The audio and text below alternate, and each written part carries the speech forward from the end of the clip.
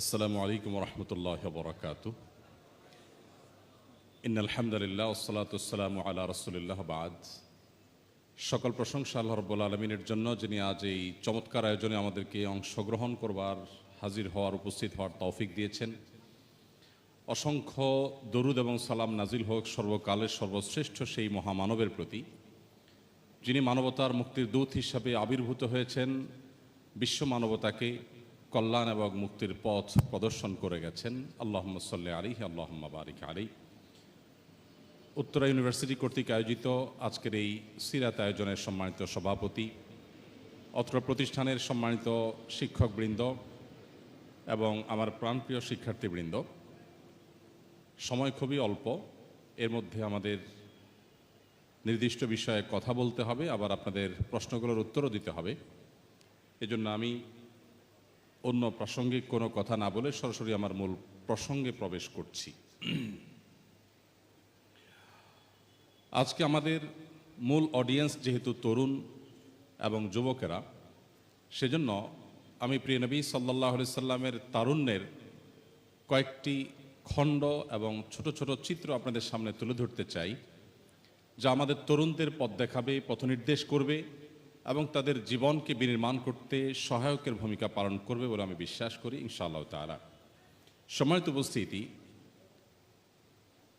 নবী করিম সাল্লাল্লাহু আলাইহি ওয়াসাল্লাম তিনি সেই মানুষ ছিলেন যার তারুণ্য আজ পৃথিবীতে তার তারুণ্যের সময়টাকে যেভাবে অতিবাহিত করে থাকে, তার চাইতে ভিন্নতর কিছু কাজ, কিছু কর্মসূচি এবং বিশেষ কিছু কর্মপদ্ধতি অনুসরণ করে তার জীবনকে তিনি গঠন করেছিলেন, যার ফলশ্রুতিতে বা তার সেই তারুণ্যের উপর ভর করে তার পুরো জীবন দাঁড়িয়েছিল এবং গোটা পৃথিবীতে সবচাইতে দুঃখ, দুর্দশা, বিপদ মাথায় নিয়ে একজন মানুষ আগমন করে পৃথিবীর সবচাইতে সফল, সবচেয়ে সার্থক মানুষে পরিণত হয়েছিলেন। তার নাম মুহাম্মদ সাল্লাল্লাহু আলাইহি ওয়াসাল্লাম। আমরা জানি তার গোটা জীবন ছিল দুঃখে ভরা, বিপদে ভরা। শত্রুতা, বাধা, বিপত্তি, ষড়যন্ত্র, ভেতর থেকে বাহির থেকে চতুর্মুখী আক্রমণ তাকে সারা জীবন মোকাবেলা করতে হয়েছে। প্রিয় মাতৃভূমি তাকে ত্যাগ করতে হয়েছে। মৃত্যুর আগের দিন পর্যন্ত যাকে একের পর এক যুদ্ধ এবং আগ্রাসন চাপিয়ে দেওয়া হয়েছিল, শত সহস্র বাধার পাহাড় ডিঙ্গিয়ে টিকে থাকাটাই যেখানে দায় ছিল, আল্লাহ নবী মুহাম্মদ সাল্লাল্লাহু আলাইহি সাল্লাম সেই মানুষ যে তার এই শত সহস্র বাধা ডিঙ্গিয়ে তার যে মিশন ছিল ইসলামের আলোকে পৃথিবীর মধ্যে তুলে ধরা, ছড়িয়ে দেওয়া, সেই মিশনে তিনি পৃথিবীর ইতিহাসে সবচাইতে অল্প সময়ে নিজের মিশনকে সবচেয়ে ভালোভাবে সাকসেস করা, সাফল্যের চরম এবং পরম শেখরে পৌঁছানো মানুষগুলোর মধ্যে থেকে তিনি সবচেয়ে সেরা ছিলেন। মদিনায় মাত্র 10 বছর তিনি কাজ করবার সুযোগ পেয়েছেন এবং এই 10 বছরের মধ্যে বদর, উহুদ, খন্দক, তাবুক, একটার পর একটা যুদ্ধ, আগ্রাসন, ভেতর থেকে ইহুদিদের ষড়যন্ত্র, মুনাফিকদের ষড়যন্ত্র, বেদুইনদের ডিস্টার্ব, মক্কা থেকে মুশরিকদের যে শত্রুতা, বিদ্বেষ, যুদ্ধ বিগ্রহ, এই সব কিছুর মাঝেও তার মিশনকে তিনি সাকসেস করে গেছেন। পৃথিবীর সবচেয়ে শক্তিশালী ধর্ম, পৃথিবীর সবচেয়ে বেশি মানুষ যাকে অনুসরণ করে, পৃথিবীতে সবচেয়ে বেশি সংখ্যক মানুষ যার নামে নিজের সন্তানকে নামকরণ করে, 1.5 সহস্রাব্দী পরেও পৃথিবীতে সবচেয়ে প্রাসঙ্গিক যে মানুষটি, সবচেয়ে বেশি আলোচনা হয় যাকে কেন্দ্র করে, সবচেয়ে বেশি অনুসরণ করা হয় যাকে, সবচেয়ে বেশি ফলোয়ার যার রয়েছে, যাকে কেউ কটু কথা বললে পৃথিবীর সবচেয়ে বেশি সংখ্যক মানুষ মনে আঘাত অনুভব করে, তার নাম মুহাম্মদ সাল্লাল্লাহু আলাইহি সাল্লাম। কি ছিল তার তারুণ্যে, কিভাবে তার তারুণ্যকে তিনি কাটিয়েছেন, কিভাবে তার যৌবনকে তিনি অতিবাহিত করেছেন, সে আলোচনা অনেক দীর্ঘ আলোচনার ব্যাপার। আমি শুধুমাত্র তার সেই তারুণ্যের সংক্ষিপ্ত কয়েকটি চিত্র আপনাদের সামনে তুলে ধরতে চাই। সময়ত উপস্থিতি, আজ বয়সে আমরা যারা তরুণ এবং যুবক, আমরা মনে করি এটি বোধহয় হেয়ালিপনার বয়স, এটি বোধহয় আমাদের বিনোদন, আনন্দ, আড্ডা এবং বন্ধুবান্ধবের সাথে একান্তে সময় কাটাবার বয়স। আমরা মুহাম্মদ সাল্লাল্লাহু আলাইহি সাল্লামকে দেখি, তার তারুণ্যে তিনি কর্মমুখর ছিলেন, কাজের প্রতি অত্যন্ত মনোযোগী একজন মানুষ ছিলেন। আজ আমরা যদি বিশ্ব দরবারে আবারও মাথা উঁচু করে দাঁড়াতে হয়, মুহাম্মদ সাল্লাল্লাহু আলাইহি সাল্লামকে পাঠ বরং পুনর্পাঠ করার কোনো বিকল্প পথ আমাদের সামনে খোলা নেই। আপনি পৃথিবীতে বহু সফল মানুষের গল্প শোনাতে পারবেন, শত সহস্র বাধার পাহাড় ডিঙ্গিয়ে নিজের মিশনকে সবচেয়ে অল্প সময়ে, দ্রুততম সময়ে সফল করার, অর্ধ পৃথিবীর শাসন এর সূচনা করে দেওয়ার এই কাজটি মুহাম্মদ সাল্লাল্লাহু আলাইহি সাল্লাম ছাড়া পৃথিবীতে আর কাউকে আপনি দেখাতে পারবেন না। যার জন্য মক্কার এই ছোট একটি ভূমি সংকীর্ণ হয়ে গিয়েছিল।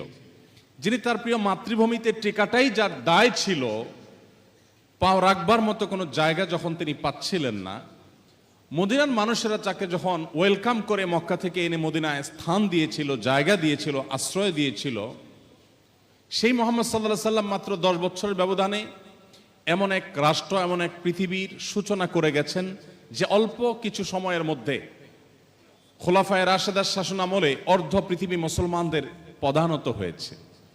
এরকম একজন সাকসেস মানুষ, এরকম একজন সফল মানুষের তারুণ্য কিভাবে কাটিয়েছেন, আজকের তরুণদের সেই জীবনী, তার জীবনের সেই অংশ, মূল্যবান এবং সোনালী সময়গুলোকে আমাদের বারবার পাঠ করা দরকার। সময়ত উপস্থিতি, আমি যেটি বলছিলাম, আমাদের তরুণদের একটা বড় অংশ মনে করে যে তারুণ্যটাই হলো খেলতামাশা করার, আনন্দ বিনোদন করার এবং আড্ডা মারার এবং একান্তে হেয়ালিপনা করে, দুষ্টমি করে, মজা করে, সিরিয়াসনেস ছাড়া একটা লাইফ পার করার নাম।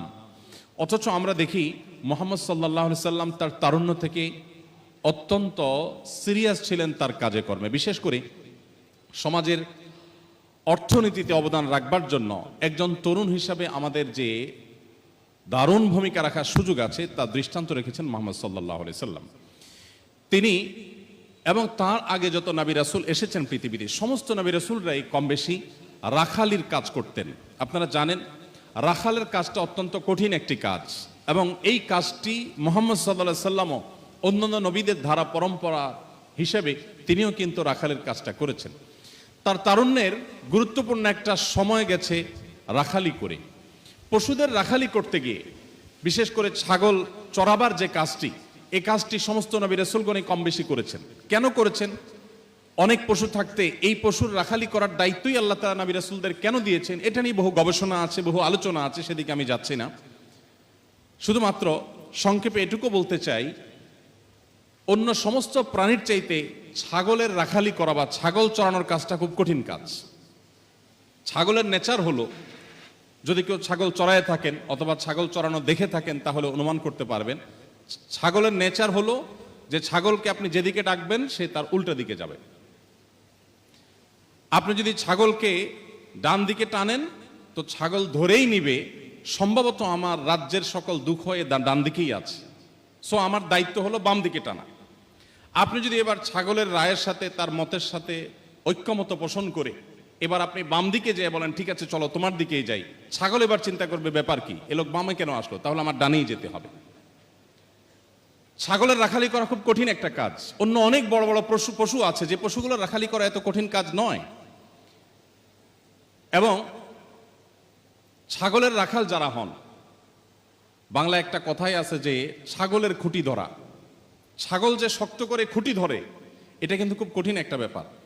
যিনি রাখালির কাজটা করেন বা ছাগল চড়াবার কাজটা করেন, তিনি অত্যন্ত সচেতনভাবে, সতর্কতার সাথে ছাগলের রাখালি তাকে করতে হয়।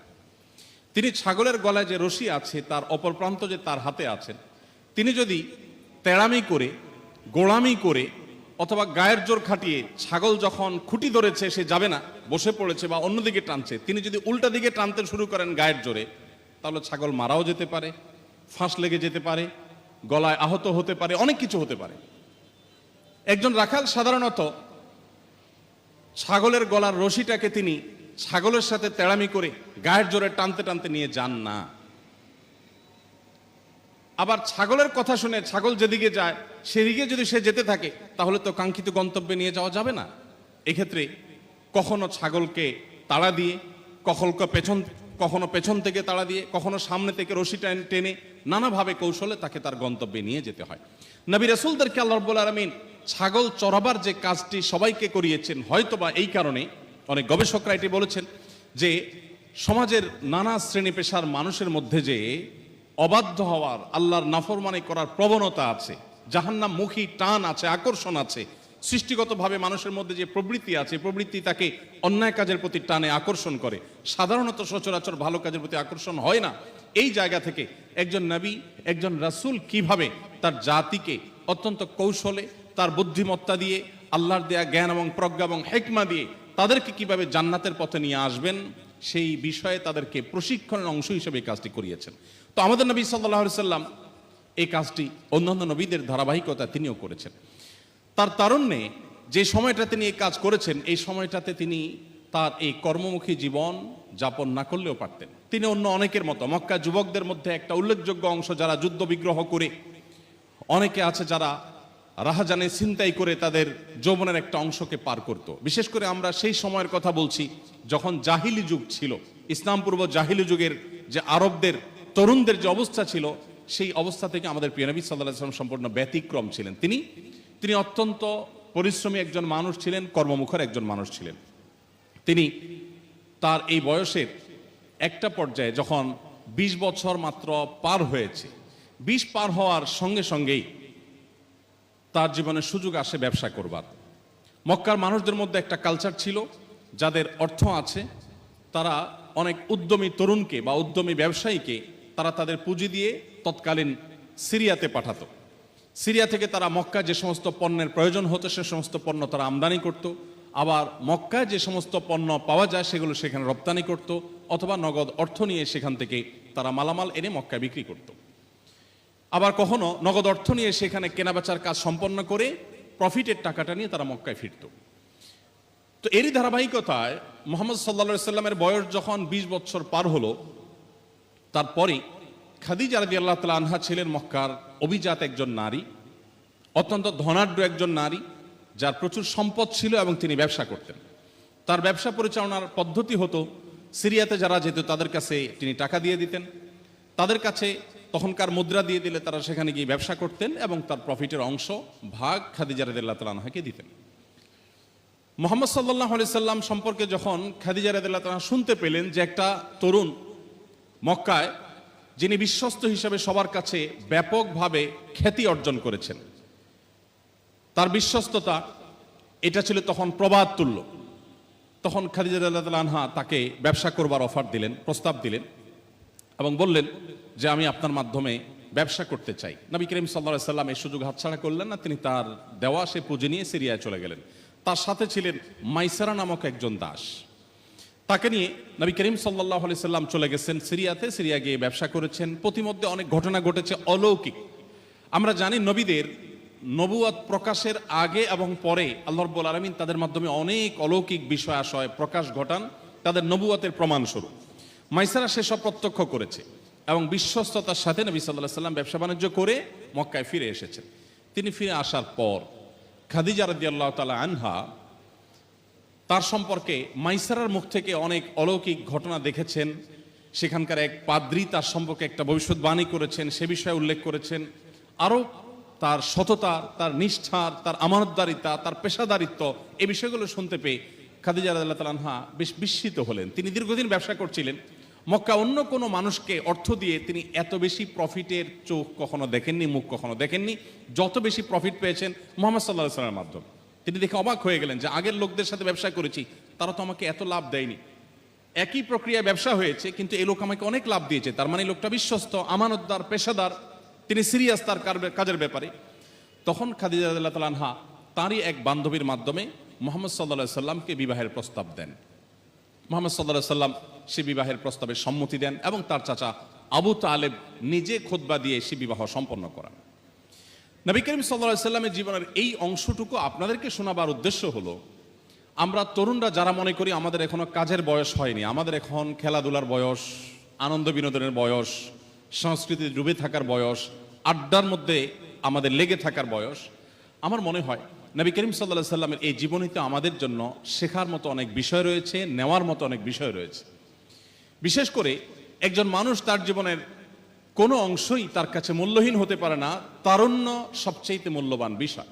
নবী করিম সাল্লাল্লাহু আলাইহি সাল্লাম বলেছেন, লা তাজালু কদমা আবদিন ইয়াউমাল কিয়ামাতি হাত্তা ইউসআলা আন আরবা। 4টি প্রশ্নের উত্তর দেওয়া ছাড়া কিয়ামতের দিন আল্লাহর কাছে কোনো মানুষ তার 2টি পা নাড়াতে পারবে না। 4টি কমন প্রশ্নের উত্তর সবাইকে দিতে হবে। তার মধ্যে থেকে একটি প্রশ্ন হলো ওয়ান শাবাবিহি ফিমা আবলা, তরুণরা তার তারুণ্যের সময়টাকে কিভাবে কাটিয়েছে, তার তারুণ্যের অর্জন কি, তার তারুণ্যে তিনি কতগুলো খেলায় জিতেছেন, কতগুলো ক্লাবের মেম্বার হয়েছেন, কতগুলো আড্ডা তিনি দিয়েছেন, তার বন্ধুদের সাথে কি করেছেন। এই অ্যাচিভমেন্ট আল্লাহ শুনতে চাইবেন না।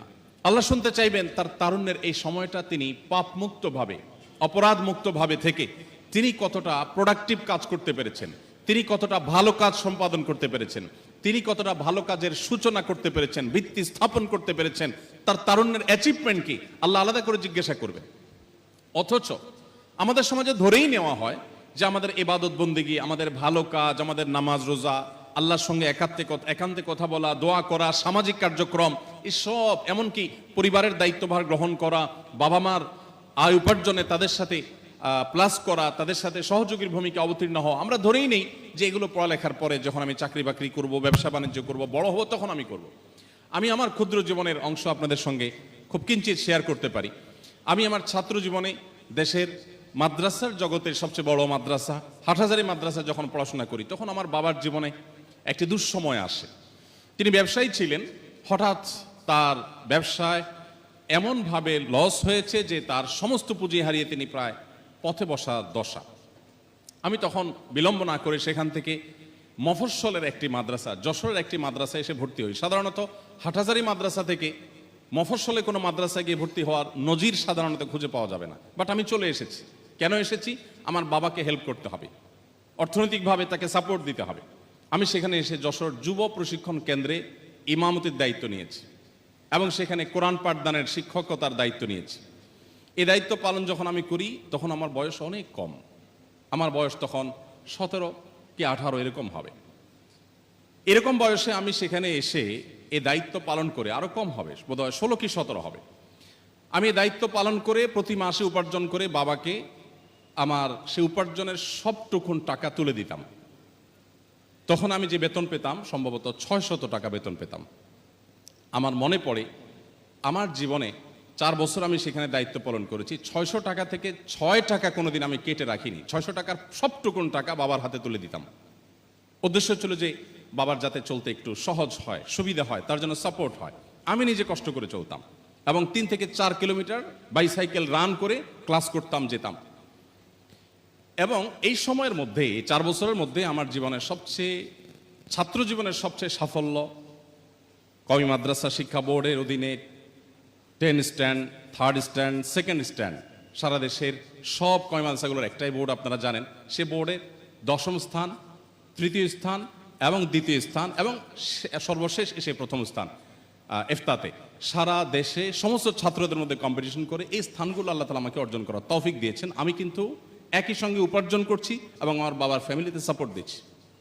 এই কথাগুলো আপনাদেরকে এই জন্য বলা, আমাদের তারুণ্যর কথা মনে উঠলে আমাদের মনে হয় যে খেলাধুলা, বিনোদন, জাস্ট হেয়ালিপনা, জাস্ট আড্ডা, জাস্ট এমন সব কাজকর্ম যেগুলো প্রোডাক্টিভ কিছু নয়, না তার জন্য, না তার পরিবারের জন্য, না সমাজের জন্য, না দেশের জন্য, রাষ্ট্রের জন্য, না বিশ্ব মানবতার জন্য।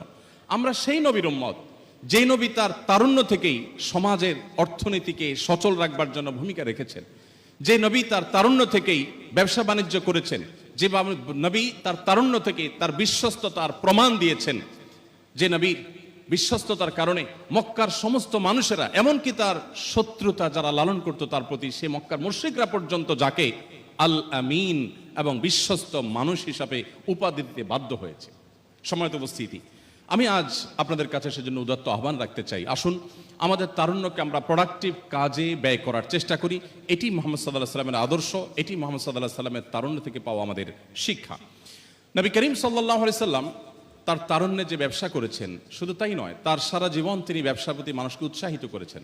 তার একটি হাদিস রয়েছে, তিসআতু আশারির রিজকি ফিত তিজারা, আল্লাহ তাআলা পৃথিবীতে যত রিজিক রেখেছেন তার 10 ভাগের 9 ভাগ আল্লাহ তাআলা রেখেছেন ব্যবসার মধ্যে, বাণিজ্যের মধ্যে।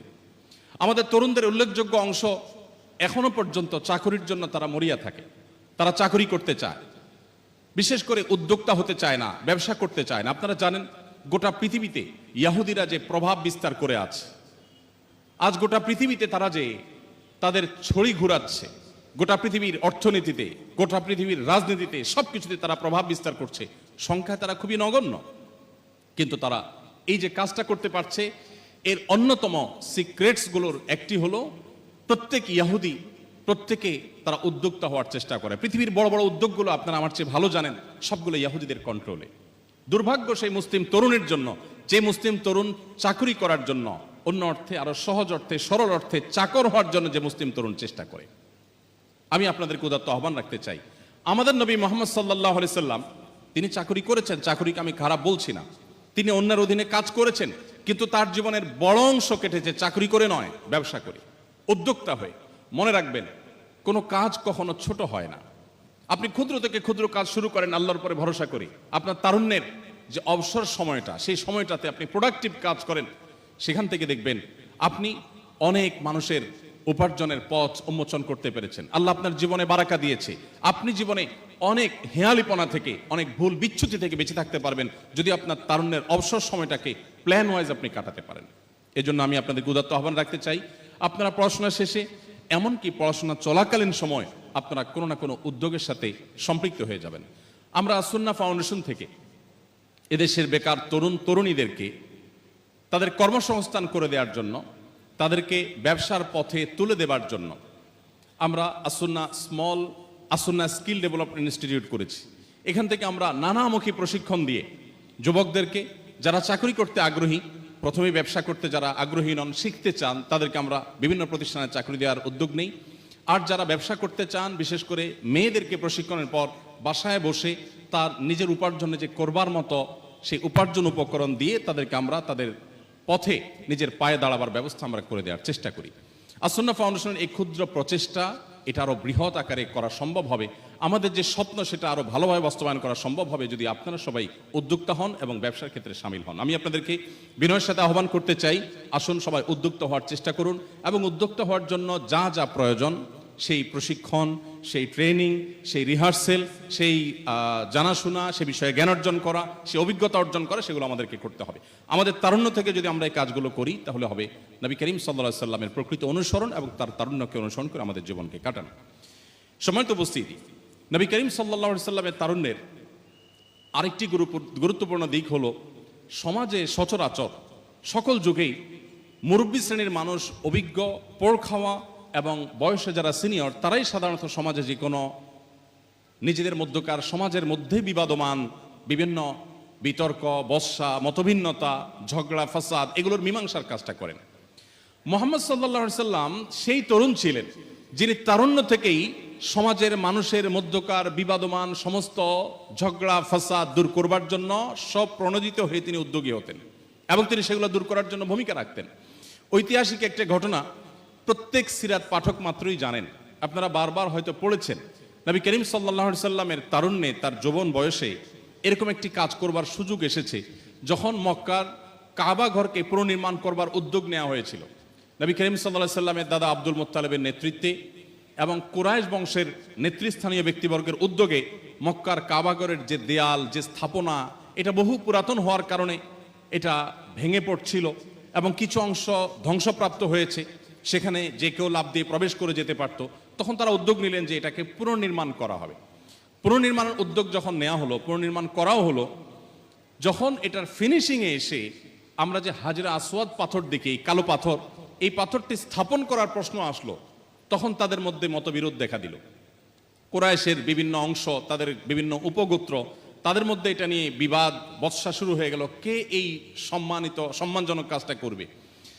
তখন প্রত্যেকেই যার যার মতো করে দাবি তুললো যে আমরা এটা রাখবো, আরেক গোত্র বললো আমরা রাখবো। এই যে একটা বিবাদ শুরু হয়ে গেল, কোনোভাবে এটাকে মীমাংসা করা যাচ্ছিল না। আপনারা জানেন, সেই সময়ের আরবের মানুষেরা সামান্য একটু ওটের পানি খাওয়াকে কেন্দ্র করে, যে একটা কুয়া থেকে কার ওট আগে পানি খাবে, কার ওট পরে পানি পান করবে, জাস্ট এই ছোট্ট বিষয়কে কেন্দ্র করে তারা যুদ্ধে লিপ্ত হয়ে যেত এবং যুগ যুগ ধরে, প্রজন্মের পর প্রজন্ম তারা সেই যুদ্ধকে ধরে রাখত। সেই সময়ে মক্কার হাজরা আসওয়াদ, কাবার হাজরা আসওয়াদ পাথর, এই কালো পাথর স্থাপন করাকে ঘিরে যে বিবাদ তৈরি হলো, সে বিবাদ যখন মীমাংসা করা যাচ্ছিল না, তখন আশঙ্কা হলো যে একটা মহাযুদ্ধ তাদের মধ্যে চালু হবে, শুরু হবে, যেটা হয়তো যুগ যুগ ধরে, বংশকে বংশ ধরে, প্রজন্মের পর প্রজন্ম সেটা টেনে যেতে হবে। এরকম কঠিন সময়ে তারা সিদ্ধান্ত নিল, ঠিক আছে, আমরা যেহেতু বিবাদমান পরিস্থিতিতে কোনো ঐক্যমতে পৌঁছতে পারছি না, আমরা এমন এক ব্যক্তির মীমাংসাকে সবাই মেনে নিব, আমরা একমত হই, যে ব্যক্তি আজ আমাদের এই আলোচনার পর সবার আগে কাবা ঘরে এসে প্রবেশ করবে। আল্লাহ রাব্বুল আলামিনের ইশারা ছিল, নবী করিম সাল্লাল্লাহু আলাইহি ওয়াসাল্লাম বিশ্বকে নেতৃত্ব দিবেন, তার আদর্শ পৃথিবীর সবচেয়ে শক্তিশালী আদর্শ হবে, তার অনুসারী পৃথিবীর সবচেয়ে বেশি হবে, তিনি পৃথিবীতে সবচেয়ে বেশি সময় ধরে অমর থাকবেন। এরকম একজন মহামানবকে আল্লাহ রাব্বুল আলামিন তার তারুণ্য থেকেই সমাজে বিবাদমান বিভিন্ন ঝগড়া ফাসাদের, বিভিন্ন বিবাদমান যে মতপার্থক্যগুলো আছে সেগুলোকে মীমাংসা কাজে ব্যবহার করবেন। আল্লাহ তাআলা তার রাসূল মুহাম্মদ সাল্লাল্লাহু আলাইহি সাল্লাম, তরুণ মুহাম্মদ সাল্লাল্লাহু আলাইহি সাল্লামকে মসজিদে প্রবেশ করলেন। তখনও তিনি নবুয়তের দায়িত্ব বুঝে পাননি। তিনি যখন মসজিদে প্রবেশ করেছেন, সবার আগে সবাই খুশি হয়ে গেল যে এমন একটা লোক আজ সবার আগে মসজিদে প্রবেশ করেছে, যে লোকটার বিশ্বস্ততা নিয়ে, তার আন্তরিকতা নিয়ে, তার আমানতদারিতা নিয়ে, তার পেশাদারিত্ব নিয়ে, তার ভালো মানুষ হওয়া নিয়ে আমাদের কারো কোনো দ্বিমত নেই, সবাই খুশি হয়ে গেছে। তারপর মুহাম্মদ সাল্লাল্লাহু আলাইহি সাল্লামকে তারা বলল যে আমাদের মধ্যকার এই বিবাদকে কিভাবে মীমাংসা করা যায়, আপনি সমাধান দিন। নবী করিম সাল্লাল্লাহু আলাইহি সাল্লাম বললেন, একটি চাদর আপনারা আমাকে দিন। তখন একটি চাদর দেয়া হলো। নবী সাল্লাল্লাহু আলাইহি সাল্লাম সেই চাদরের কালো পাথরটাকে তুলে ধরলেন, তুলে ধরে বললেন যে আপনারা যতগুলো গোত্র ক্যান্ডিডেট আছেন, যে পাথরটাকে আপনারা স্থাপন করতে চান, সবাই এই চাদরের চারপাশ ধরুন, ধরে এটাকে উত্তোলন করে যেই বরাবরে যে লেভেলে এনে এটাকে স্থাপন করতে হবে সে পর্যন্ত আপনারা নিয়ে আসেন। তখন বিবাদমান সব গোত্রগুলো চাদরের চারপাশ ধরে সেটাকে উত্তোলন করলো। নবী করিম সাল্লাল্লাহু আলাইহি সাল্লাম জাস্ট শুধুমাত্র উত্তোলন করার পর সেটাকে যথাস্থানে রেখে দিলেন। রেখে দেওয়ার পর নবী সাল্লাল্লাহু আলাইহি সাল্লাম বললেন, তাহলে এই কালো পাথর মক্কার সম্ভ্রান্ত বংশ কুরাইশের বিশেষ কোনো উপগোত্র বা বিশেষ কোনো ব্যক্তি রাখেনি, আজ আপনারা সবাই মিলে এক পাথর স্থাপন করলেন। সবাই খুশি হয়ে গেল, মীমাংসা হয়ে গেল, তাদের বিবাদ দূর হয়ে গেল এবং সমস্যার সমাধান হয়ে গেল।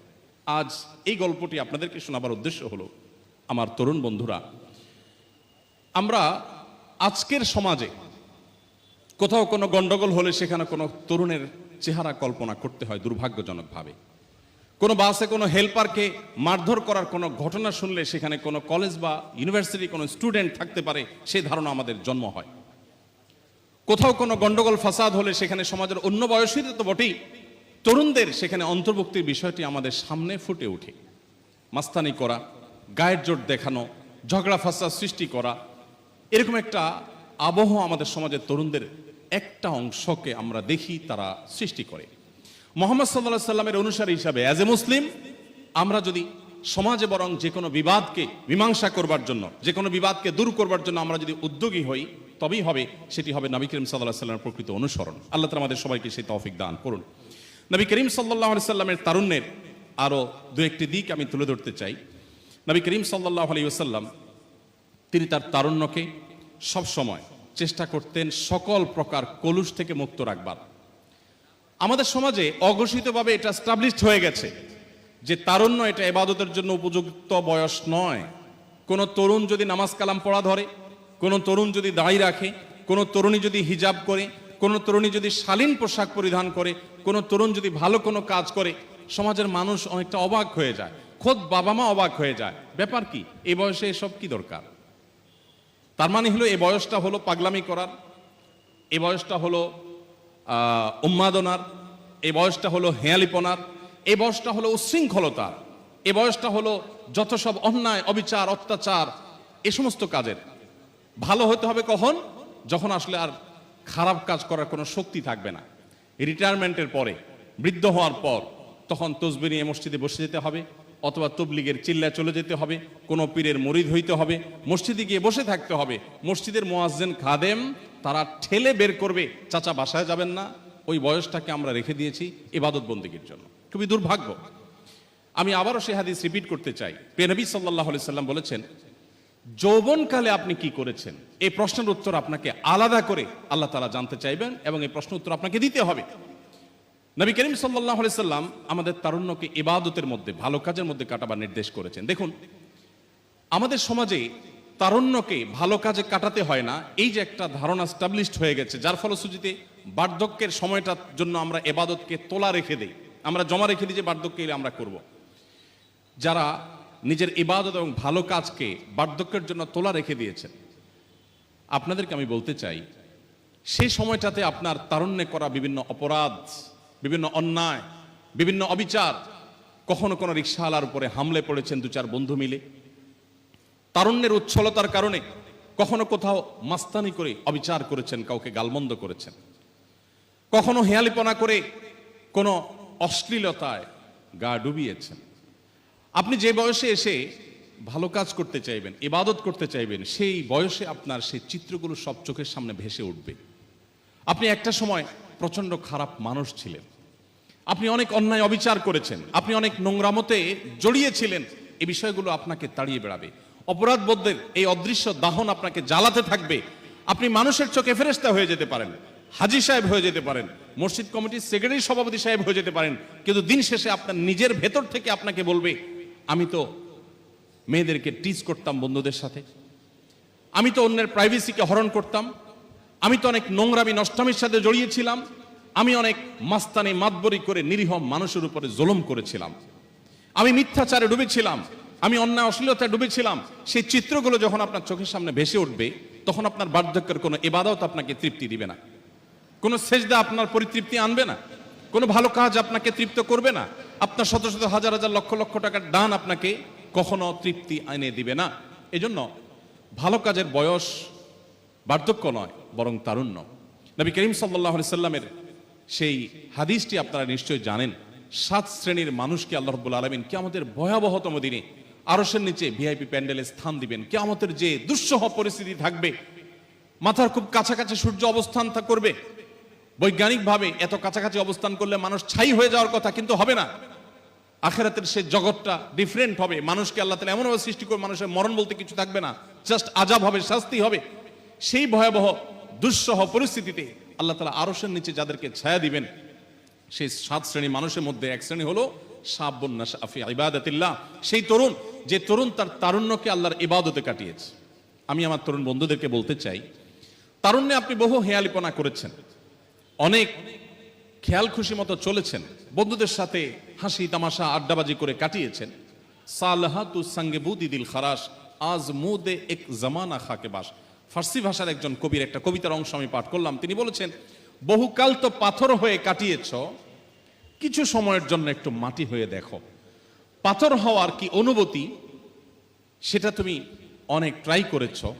একটু মাটি হওয়ার, বিনীত হওয়ার, বিনয়ী হওয়ার, ভালো মানুষ হওয়ার, আল্লাহর ইবাদত গুজার বান্দা হওয়ার আলাদা একটা তৃপ্তি আছে, অবর্ণনীয় স্বাদ আছে। তুমি সেই তৃপ্তি কিছু সময়ের জন্য হল অনুভব করে দেখো। আমি আপনাদেরকে আহ্বান করতে চাই, আসুন তারুণ্যকে আমরা ভালো কাজের মধ্য দিয়ে সাজাই। আমার তারুণ্য হবে মানব সেবামূলক কাজে দাঁড়ায়, আমার তারুণ্য হবে আমার বাবার অর্থনীতিতে অংশগ্রহণ করে সাপোর্ট করার, আমার তারুণ্য হবে সমাজ এবং রাষ্ট্রে ভূমিকা রাখার। যেভাবে আমাদের বৈষম্য বিরোধী ছাত্র আন্দোলনের সময় আমাদের তরুণরা দেখিয়েছে, ঠিক সেভাবে জাতির সকল কল্যাণ কাজে তরুণদের ভূমিকা থাকবে সবার আগে। তরুণরা তাদের সমস্ত ভালো কাজকে তোলা রেখে দিবে বার্ধক্যের জন্য, এটা কখনো যথাযথ হতে পারে না। অন্তত মুহাম্মদ সাল্লাল্লাহু আলাইহি সাল্লামের মতো সর্বকালের সবচেয়ে সফল মানুষ, সর্বকালের সবচেয়ে দ্রুততম সময়ে নিজের মিশনকে সবচেয়ে সাফল্যের চূড়ান্ত শিখরে পৌঁছানো মানুষটা, তার একজন অনুসারী হিসাবে আপনার তারুণ্যকে আপনি হেয়ালিপনার মধ্যে কাটাবেন, এটা হতে পারে না। এই জন্য আসুন 5 ওয়াক্ত নামাজ আপনি একজন তরুণ, একজন তরুণী হিসাবে জীবনে কখনো ছাড়বেন না। মনে রাখবেন, তরুণ বয়সে যে নামাজ ছেড়ে দিয়েছেন, এর জন্য আল্লাহ তাআলা ছাড় দিবেন না। আপনি বার্ধক্যে গিয়ে নামাজ পড়েছেন কি পড়েছেন না, তার চেয়ে বড় প্রশ্ন হবে তারুণ্যে তুমি নামাজ পড়েছো কিনা। ডক্টর খন্দকার আব্দুল্লাহ জাহাঙ্গীর রহমতুল্লাহি আলাইহি এই বিষয়কে খুব বেশি উৎসাহ দিতেন। স্যার বলতেন, তার কথা তিনি বলতেন যে আমার মতো দাড়ি পাকা বুড়ো মানুষ আমি তাহাজ্জুদ পড়ে আল্লাহর তত বেশি প্রিয় পাত্র হতে পারবো না, তোমরা তরুণরা 5 ওয়াক্ত নামাজ টাইমলি পড়ে আল্লাহর যতটা প্রিয় পাত্র হতে পারবে। এজন্য আমরা চেষ্টা করবো তো ইনশাআল্লাহ। আমি আর খুব বেশি আপনাদের সময় নিতে চাই না, আমার সময় ইতোমধ্যে অনেকখানি শেষের দিকে আমরা চলে এসেছি। নবী করিম সাল্লাল্লাহু আলাইহি সাল্লাম তার তারুণ্য ইবাদতের মধ্যে তিনি কাটিয়েছেন, ভালো কাজের মধ্যে তিনি তারুণ্যকে কাটিয়েছেন, এবং সকল প্রকার অশ্লীলতা, অন্যায়, অনাচার থেকে আল্লাহ তাআলা তাকে সেভ করেছেন, হেফাজত করেছেন। তার জীবনের তারুণ্যের একটি ঘটনা আপনারা অনেকে শুনে থাকবেন। একবার তিনি তার বন্ধুদের সাথে কোথাও ঘুরতে যাবেন, একটু একান্তে সময় কাটাতে যাবেন, তারুণ্যের যে উচ্ছলতা সেটা একটু দেখতে যাবেন, বন্ধুদের সাথে আগ্রহ প্রকাশ করলেন এবং বন্ধুদের সাথে তিনি গেলেন। কোথাও একটা বিবাহের অনুষ্ঠানে তারা প্রবেশ করলেন, সেখানে তৎকালীন যুগে যে সমস্ত বিষয় হতো সেখানে সকল আয়োজনে মাদকদ্রব্য এটা সবচাইতে কমন বিষয় ছিল। সেখানে নর্তকীর নাচ থেকে নিয়ে গান, মিউজিক সব ছিল, উচ্ছৃঙ্খলতার সকল আয়োজন ছিল। মুহাম্মদ সাল্লাল্লাহু আলাইহি সাল্লাম সেখানে বন্ধুদের সাথে প্রবেশ করার সাথে সাথেই আল্লাহ রাব্বুল আলামিন তার এই নবীকে, যিনি তখন নবুয়তের দায়িত্ব বুঝে পাননি কিন্তু তিনি নবী, সেই মুহাম্মদ সাল্লাল্লাহু আলাইহি সাল্লামকে তরুণ বয়সেই আল্লাহ রাব্বুল আলামিন এমনভাবে ঘুমে আচ্ছন্ন করে দিলেন, তার শরীর ভেঙে এমনভাবে ঘুম এসে পড়লো তিনি শুয়ে পড়লেন, কোনোভাবে তিনি জেগে থাকতে পারলেন না। এবং রাতভর যত উচ্ছৃঙ্খলতা হয়েছে সেখানে সেই বিবাহের অনুষ্ঠানে তার কোনো ছিটে ফোঁটাও তাকে স্পর্শ করলো না। তিনি ঠিক তখন ঘুম থেকে জেগে উঠলেন যখন দেখলেন রাত পোহানো হয়ে গেছে, সবার সকল উচ্ছৃঙ্খলতার সকল আয়োজন শেষ হয়ে গেছে, পরিসমাপ্ত হয়েছে, তখন থেকে ঘুম থেকে জেগে উঠলেন এবং তিনি ফিরে আসলেন। মক্কার মুশরিকদের সেই সমাজে যত অনাচার ছিল তার কোনোটি তাকে স্পর্শ করতে পারেনি। আপনারা একটু আগে প্রফেসর মুখতার ভাইয়ের বক্তব্যে শুনছিলেন, আল্লাহ নবী মুহাম্মদ সাল্লাল্লাহু আলাইহি সাল্লামকে খাদিজা রাদিয়াল্লাহু তাআলা আনহা থেকে 6টি সন্তান দিয়েছেন, তার 4টি হলো কন্যা আর 2টি হলো পুত্র সন্তান। সেই সমাজে কন্যা সন্তান জন্মগ্রহণ করা, কন্যা হয়ে জন্মগ্রহণ করাটাকে অপরাধ মনে করা হতো। মুহাম্মদ সাল্লাল্লাহু আলাইহি সাল্লামকে আল্লাহ তাআলা 4টি কন্যা সন্তান দিয়েছেন এবং তারা সবাই বেঁচে ছিলেন এবং পরিণত বয়সে স্বাভাবিকভাবে তাদের সবার মৃত্যু হয়েছে। অথচ দুইটি পুত্র সন্তান আল্লাহ দিয়েছেন, তাদের একজন আব্দুল্লাহ আর একজন কাসেম, তাদের উভয়কে আল্লাহ তাআলা একেবারে বাল্যকালে বরং শৈশবে তাদেরকে আল্লাহ তাআলা নিয়ে গেছেন। তার মানে মক্কার মুশরিকরা কন্যা সন্তান হলে সেটাকে দোষণীয় মনে করত। আপনারা আয়াত শুনেছেন, ওয়াইদা বুশরা আহাদুহুম বিল উনসা যাল্লা ওয়াজহুহু মুসওয়াদ্দান ওয়া হুয়া কাযীম। যখন কারো কন্যা সন্তান হয়েছে, মেয়ে জন্ম হয়েছে, এই কথা বলা হলে তার মুখটা কালো হয়ে যেত। সেই সমাজে মুহাম্মদ সাল্লাল্লাহু আলাইহি সাল্লাম 4টি কন্যার বাপ, পরিণত বয়স পর্যন্ত যারা বেঁচে ছিলেন, এটা ছিল সমাজের বিরুদ্ধে তার সংগ্রাম। এখানে তার হাত ছিল না, আল্লাহ তাআলা তাকে দিয়ে এটা করিয়েছেন। তাকে আল্লাহ তাআলা এই কন্যা সন্তানের বাবা হিসাবে সারা জীবন গর্বের সাথে রেখেছেন। তিনি মেয়েদের মুক্তির জন্য যা কাজ করেছেন সেটা আলাদা টপিকের বিষয়, আপনারা ইতিপূর্বে অনেক কিছু শুনেছেন, আমি সেদিকে যেতে চাই না। আমি শুধু একটি কথা বলতে চাই, মুহাম্মদ সাল্লাল্লাহু আলাইহি সাল্লাম পৃথিবীর পরিবর্তনে যে ভূমিকা রেখেছেন, বিশেষ করে তার তারুণ্যে, সেই ভূমিকা আজ শুধু নয়, পৃথিবীর ইতিহাসে কোনো তরুণ, কোনো মানুষ রাখতে পারেনি। তার সমাজের বুকের উপর দাঁড়িয়ে আমরা বৈষম্য বিরোধী আন্দোলনের মধ্য দিয়ে একটা নতুন বাংলাদেশ পেয়েছি। বৈষম্যের বিরুদ্ধে তিনি কি করেছেন সেটি আলাদা একটা লম্বা টপিকের বিষয়। বিদায় হজের ঐতিহাসিক ভাষণে মক্কার জাহিলি সমাজের বুকের উপর দাঁড়িয়ে তিনি বলেছিলেন, কোন আরবের উপর কোন নন আরবের কোন শ্রেষ্ঠত্ব, কোন নন আরবের উপর কোন আরাবিয়ানের কোন শ্রেষ্ঠত্ব নাই, কোন কৃষ্ণাঙ্গের উপর কোন শ্বেতাঙ্গের, কোন শ্বেতাঙ্গের উপর কোন কৃষ্ণাঙ্গের কোন শ্রেষ্ঠত্ব নাই। শুধু নীতিবাক্য দিয়ে ক্ষান্ত হন নাই, তার সবচেয়ে কাছের মানুষটি যিনি তার ডেপুটি হিসেবে মসজিদে মুয়াজ্জিনের দায়িত্ব পালন করেছেন, সে বিলাল রাদিয়াল্লাহু তাআলা আনহু, একাধারে বাহির থেকে আসা মানুষ, আরব না, অর্থাৎ মক্কার মানুষ না, আবার তিনি একসময় কৃতদাস ছিলেন, যাকে প্রচন্ড ভাবে ঘৃণা করত মক্কার মুশরিকরা বা মক্কার সাধারণ মানুষেরা, মানুষের মর্যাদা যাকে দিত না। এবং সেই সাথে তিনি ছিলেন একই সঙ্গে কৃষ্ণাঙ্গ, আবার দাস ছিলেন, আবার বাহির থেকে আগত ছিলেন।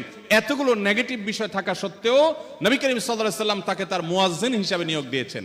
সম্মানিত ভাইরা, আজ পৃথিবীতে বহু অধিকারের কথা আপনারা শুনবেন, বিশেষ করে পশ্চিমা পৃথিবী থেকে অনবরত আমাদেরকে মানুষের অধিকারের বিভিন্ন বিষয় নিয়ে, সমাজের বিভিন্ন অধিকার নিয়ে তারা সোচ্চার থাকে, সরব থাকে, আমাদেরকেও জাগ্রত করবার চেষ্টা করে। অ্যাজ এ মুসলিম আপনার এটা জানা দরকার, আপনি যে নবী মুহাম্মদ সাল্লাল্লাহু আলাইহি সাল্লামের উম্মত, সে নবী মুহাম্মদ সাল্লাল্লাহু আলাইহি সাল্লাম যখন মানুষের অধিকার নিয়ে কাজ করেছেন, নারীদের অধিকারকে প্রতিষ্ঠা করে গেছেন, আজকের অধিকারের কথা বলা মানুষরা, তারা তো দূরের কথা, তাদের এই সমস্ত আইডিওলজির যারা প্রতিষ্ঠাতা, তাদের কারোর জন্ম তখন হয়নি। আজ অধিকারের কথা বলাটা আমি বিভিন্ন জায়গায় বলার চেষ্টা করি, এটা অনেকটা ফ্যাশনের ব্যাপার হয়ে গেছে। মানুষের অধিকার নিয়ে সোচ্চার মানবাধিকার কর্মী মানে বলার মতো একটা কাজ, সবার কাছে খুব সমীহ পাওয়া যায়, শ্রদ্ধা পাওয়া যায়, ভক্তি পাওয়া যায়। লোকটা মানবাধিকার কর্মী, লোকটা সমাজ কর্মী, লোকটা মানবাধিকার নিয়ে কাজ করে। এটি 2024-এ পৃথিবীতে অনেক সহজ। আপনি মুহাম্মদ সাল্লাল্লাহু আলাইহি সাল্লামকে যদি মূল্যায়ন করতে হয়, তার সিরাত যদি অধ্যয়ন করে তার সম্পর্কে প্রকৃত অর্থে তার অবস্থান যদি আপনাকে মূল্যায়ন করতে হয়, তাহলে আপনাকে ফিরে যেতে হবে 1450 বছর আগের পৃথিবীতে। 1450 বছর আগের পৃথিবীতে নবী করিম সাল্লাল্লাহু আলাইহি সাল্লাম যখন অধিকারের কথা বলেছেন, আজকে মানুষের অধিকার নিয়ে কথা বললে বিদেশি ফান্ড পাওয়া যায়, প্রজেক্ট পাওয়া যায়, ফাইল পাস করা যায়, মিডিয়াতে শিরোনাম হওয়া যায়, লাইক কমেন্ট পাওয়া যায়, বাহবা পাওয়া যায়, এটা একটা ফ্যাশনের ব্যাপার, এটা একটা গৌরবের ব্যাপার। মুহাম্মদ সাল্লাল্লাহু আলাইহি সাল্লাম যখন নারীর অধিকার নিয়ে কাজ করেছেন, দাসমুক্তির জন্য কাজ করেছেন, শ্রমিকের অধিকার নিয়ে কাজ করেছেন, মানবতাকে মুক্তির জন্য কাজ করেছেন, তখন তার সে কাজকে অ্যাপ্রিসিয়েট করার মতো মানুষ পৃথিবীতে ছিল না। গোটা সমাজ তার বিরুদ্ধে ছিল, প্রতি মুহূর্তে তাকে সংগ্রাম করতে হয়েছে। আপনি তার উম্মত, অতএব আসুন তারুণ্যকে, তার আদর্শকে অনুসরণ করে, তার তারুণ্যকে অনুসরণ করে আমরা তারুণ্যকে কাটাবার চেষ্টা করি। তবে আমরা আবারও পৃথিবীর সে নেতৃত্বের আসনে যেতে পারবো। পৃথিবী আমাদেরকে গাইড করবে না, আমরাই পৃথিবীকে গাইড করতে পারবো ইনশাআল্লাহ তাআলা। সম্মানিত উপস্থিতি, নবী করিম সাল্লাল্লাহু আলাইহি সাল্লাম তারুণ্যের এই বয়সটাকে তিনি সকল প্রকার কলুষ মুক্ত রেখেছেন। তার তারুণ্যে কোনো প্রকার কালিমা তিনি লাগতে দেননি, কোনো কালিমাকে স্পর্শ তিনি হতে দেননি।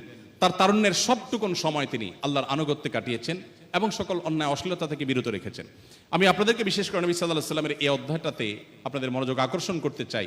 এখন তরুণ তরুণীদের তাদের চরিত্রকে ধ্বংস করবার জন্য গোটা বিশ্বের উন্নত পৃথিবীর বিশেষ করে অনেক সভ্যতা সমাজের নানামুখী আয়োজন আছে, নানামুখী প্রজেক্ট আছে। একজন মুসলিম হিসাবে আপনার এই বিষয়গুলোতে সতর্ক থাকতে হবে, সচেতন থাকতে হবে। গোটা পৃথিবী আপনাকে বলবে ভোগের কথা, একমাত্র ইসলাম আপনাকে বলবে ত্যাগের কথা। গোটা পৃথিবী বলবে আপনার যৌবনকে আপনি এনজয় করেন, আপনি যৌবনের উচ্ছলতায় হারিয়ে যান, আপনি ভোগ করেন। ইসলাম আপনাকে বলবে আপনি কন্ট্রোল করেন, আপনি নিজেকে নিয়ন্ত্রণ করেন। নবী করিম সাল্লাল্লাহু আলাইহি সাল্লাম তার তারুণ্যকে এইভাবে তিনি সংরক্ষণ করেছেন। এই জন্য আপনাদের তারুণ্যে যেন কালিমা না লাগে। আমাদের মুখতার ভাই বিবাহ সম্পর্কে বলছিলেন, একজন মুসলিম তরুণ তার তারুণ্যে মনে চাইলো আর কোনো পাপাচারে লিপ্ত হয়ে গেলেন, আল্লাহর অবাধ্য হয়ে গেলেন, বিবাহ বহির্ভূত কোনো সম্পর্কে জড়িয়ে পড়লেন, এটি কোনো মুসলিমের সাথে অন্তত যায় না। একজন মুসলিম তরুণ এতটা ঢিলা হওয়া উচিত না,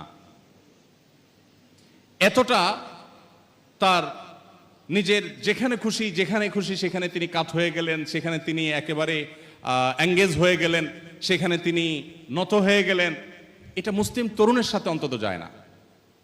পৃথিবী মানুষের চরিত্রের ব্যাপারে, বিশেষ করে কোনো মানুষ বিবাহিত লাইফে থাকলে, তিনি যুগলবন্দি জীবনে থাকলে অন্য কারোর সাথে সম্পর্ক রাখাটাকে গোটা পৃথিবীর সকল সমাজ খারাপ মনে করে। এটাকে মনে করা হয় নীতিহীনতা, যে তুমি একজন স্ত্রী থাকা সত্ত্বেও আরেক নারীর প্রতি কেন আসক্ত, স্বামী থাকা সত্ত্বেও আরেক পুরুষের প্রতি কেন আসক্ত, এটাকে গোটা পৃথিবীর মানুষ দোষের বিষয় মনে করে। নবী করিম সাল্লাল্লাহু আলাইহি সাল্লাম যে জীবন দর্শন আমাদেরকে দিয়ে গেছেন, সেটা এর চাইতে আরো কয়েক ধাপ এগিয়ে। সেটা হলো আল্লাহ আপনাকে যে তারুণ্য দিয়েছেন, এই তারুণ্যের সবটুকুন ভালোবাসা আপনি জমিয়ে রাখবেন আপনার সে জীবন সঙ্গিনীর জন্য। আপনার কপালে, আপনার ভাগ্যে যিনি আছেন তার জন্য সবটুকুন ভালোবাসাকে আপনি জমিয়ে রাখবেন। আপনি জানেন আপনার জীবনে, বৈবাহিক জীবনে একজন সঙ্গিনী আসবেন, এটা এক্সপেক্টেড। কিন্তু আপনি এখন থেকে যদি কোথাও প্রেমের নামে অবৈধ সম্পর্ক করেন, অবৈধ রিলেশন করেন, হারাম সম্পর্ক স্থাপন করেন, তাহলে দিন শেষে আপনি কিন্তু আপনার সেই হবু স্ত্রীর সাথে বিশ্বাসঘাতকতা করলেন। একজন নারী হিসাবে আপনি যদি কোনো ছেলের সাথে অবৈধ সম্পর্ক করেন জাস্ট সময় কাটানোর জন্য, জাস্ট টাইম পাস করার জন্য, তাহলে আপনি আপনার সেই হবু স্বামীর সাথে বেঈমানি করলেন, আপনি তার সাথে বিশ্বাসঘাতকতা করলেন। ইসলাম আজকের পৃথিবী যেরকম বৈবাহিক জীবনে অন্য কারোর সাথে রিলেশনকে খারাপ ভাবে দেখে, ইসলাম তার চাইতে আগে থেকে আমাদেরকে এ ধরনের অনাচার থেকে, এ ধরনের হারাম সম্পর্ক থেকে বেঁচে থাকতে বলে। যেই যুবক তার তারুণ্যকে, তার যৌবনের চাহিদাকে কন্ট্রোল করতে পারে না, নিয়ন্ত্রণ করতে পারে না, তার চরিত্রকে হেফাজত করতে পারে না, তার সম্ভ্রমকে সংরক্ষণ করতে পারে না, এই যুবক আব্দুল্লাহ ইবনে ওমরের উত্তরসূরি হতে পারে না, এই যুবক ওমর রাদিয়াল্লাহু তাআলার উত্তরসূরি হতে পারে না, এই যুবক মুহাম্মদ সাল্লাল্লাহু আলাইহি ওয়াসাল্লামের অনুসারী হতে পারে না, এই যুবক কখনো আব্দুল্লাহ ইবনে মাসউদের অনুসারী হতে পারে না, এই যুবক সেই সকল সাহাবীদের অনুসারী হতে পারে না যেই সাহাবীরা মক্কার যাযাবর থেকে অর্ধ পৃথিবীর বাদশাহী করেছেন। আপনি তাদের অনুসারী, তাদের সেই নবীর উম্মত যে নবী তার যৌবনকে হেফাজত করেছেন এবং হেফাজত রাখতে বলেছেন। অতএব এই সংগ্রামে আমাদেরকে জিততে হবে এবং জয়ী হতে হবে। আল্লাহ তাআলা আমাদের সবাইকে সেই তৌফিক দান করুন। সম্মানিত উপস্থিতি, আমার নির্দিষ্ট সময় পার হয়ে গেছে, এবার নামাজের সময় হয়ে গেছে। আপনাদের প্রশ্ন স্পর্শ করা আমার সুযোগ হয় নাই, অতএব আমরা এখানে সমাপ্ত করছি, যেহেতু আমাদের জোহর নামাজ পড়তে হবে। প্রশ্ন উত্তর দেওয়ার প্রবল আকাঙ্ক্ষা, আগ্রহ আমার ছিল, কিন্তু সময় আমাকে সেটা সায় দেয়নি। আমার বক্তব্য রাখার কথা ছিল 11:10 থেকে।